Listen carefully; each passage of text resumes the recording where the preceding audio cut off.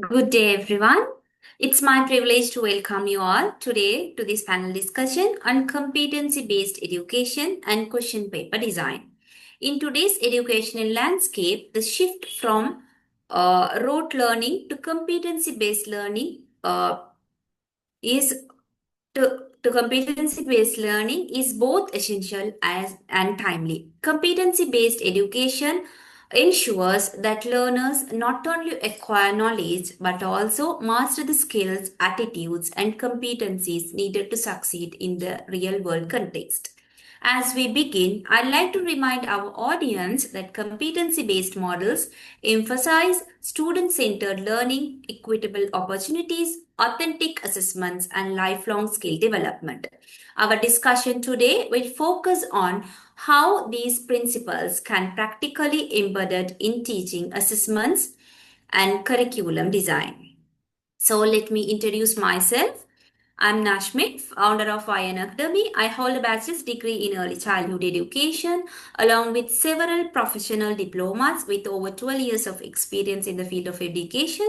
I'm deeply involved in nurturing young learners. It's a pleasure to be a part of this panel discussion today and to share my insights. So let's welcome Ms. Humeida to introduce and to answer the questions. Thank you, teacher. Hello, everyone. I'm Fatima Humeida Nazreen. I'm a teacher at Sweet Kids Nursery.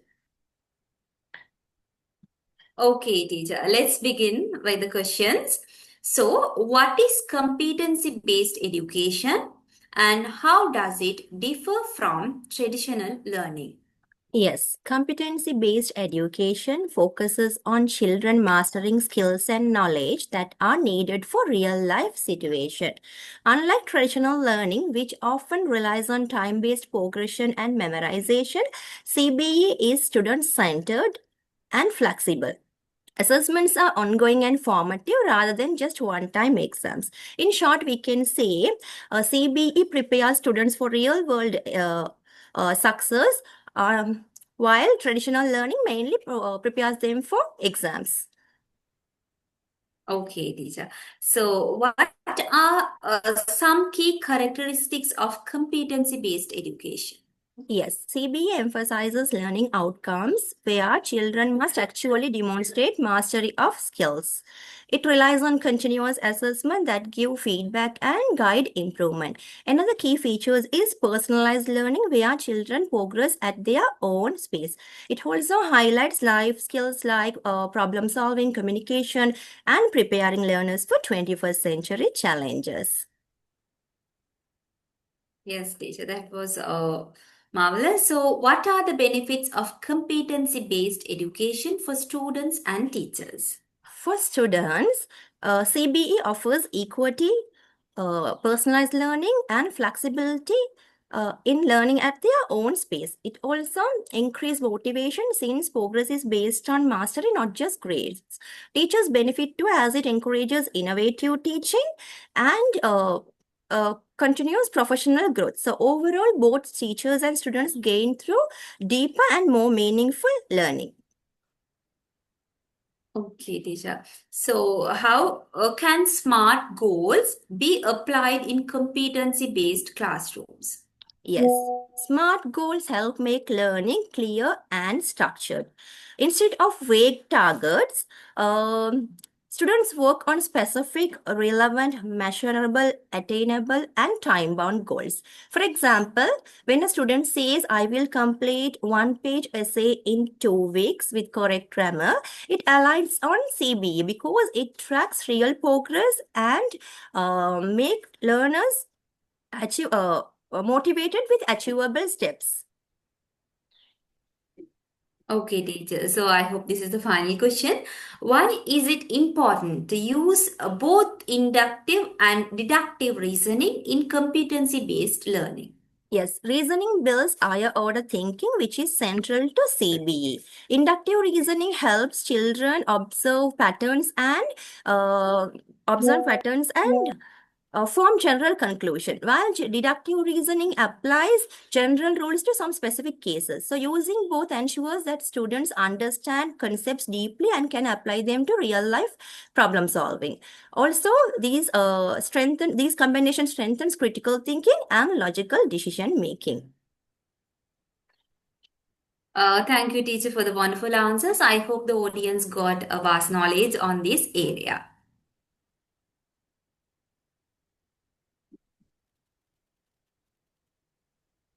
Okay, now as we move into the second part of our panel discussion, I'm truly excited to continue exploring more about competency-based education and question paper design.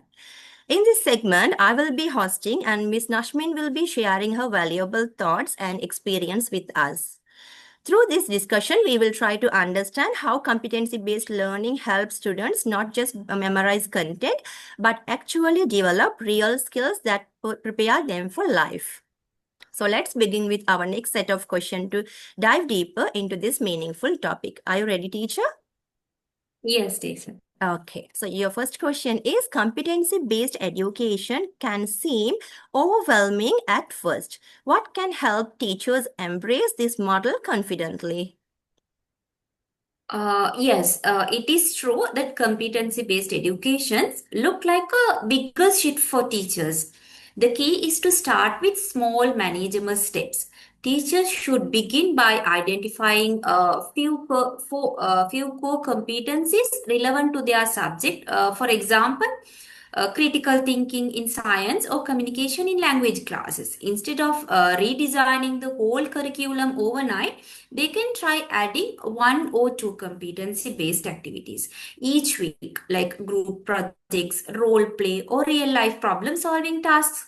So, professional development programs also play a major role. When teachers collaborate, share lesson plans, and reflect on each other's practices, it builds confidence. The mindset shifts is very important. Teachers must see themselves not just as knowledge providers but as facilitators of skill development.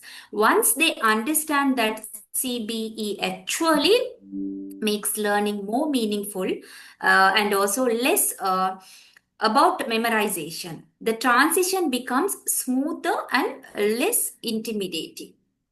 Right? Yes, that's wonderful, teacher. So your second question is CBE prioritize mastery of skills while traditional education often prioritizes syllabus completion. How can schools balance these two? Yeah, this is a common concern that is focusing on competencies might slow down syllabus coverage. But in reality, that CBE and curriculum goals can be integrated. Schools should map each subject syllabus outcomes with specific competencies. For example, in mathematics, you can say that solving word problems isn't just about getting the right answer. It's about building logical reasoning and application skills. Teachers also can use flexible phasing where students progress once they demonstrate mastery, not just after finishing a chapter. This ensures depth instead of superficial coverage, right? Moreover, assessments can be designed to check both content knowledge and also like competencies at the same time. For instance, instead of only asking students to recall a science definition, or teachers can ask them to apply that knowledge in a real world scenario, so that rather than treating them as a separate school should align competencies with existing curriculum objectives. That way, mastery of skills and syllabus completion reinforce each other. Okay, that's wonderful. So assessment is a key difference between traditional and competency-based models.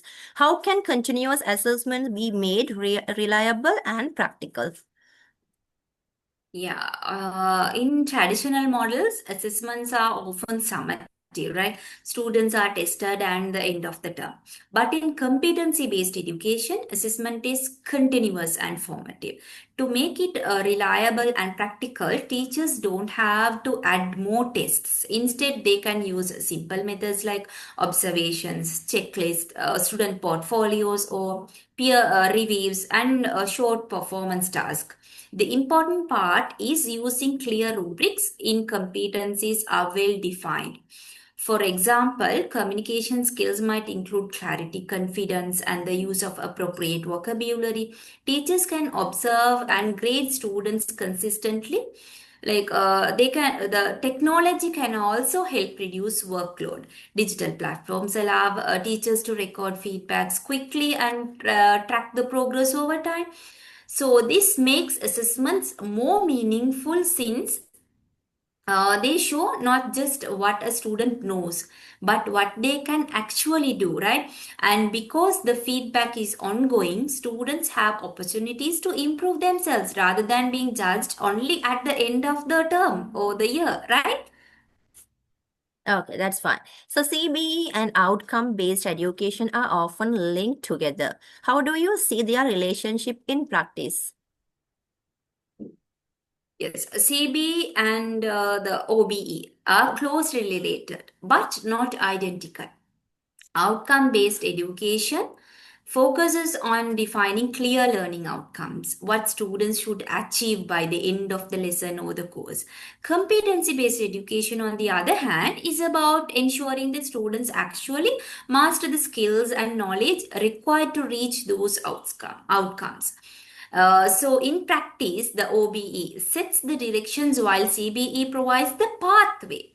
For example, an outcome in English might be that student can communicate effectively in the spoken and the written form.